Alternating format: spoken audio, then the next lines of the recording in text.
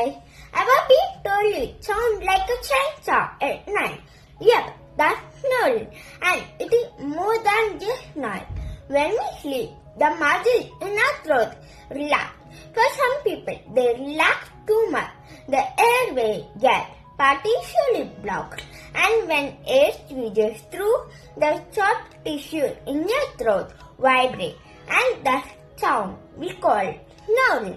The louder the snore, the smaller the airway, and sometimes it can mean something serious like sleep apnea, even your sleep position being overwhelmed or natural issues can trigger it. So if you snore, you are not alone, but your body might be trying to say, "Help! I need better airflow."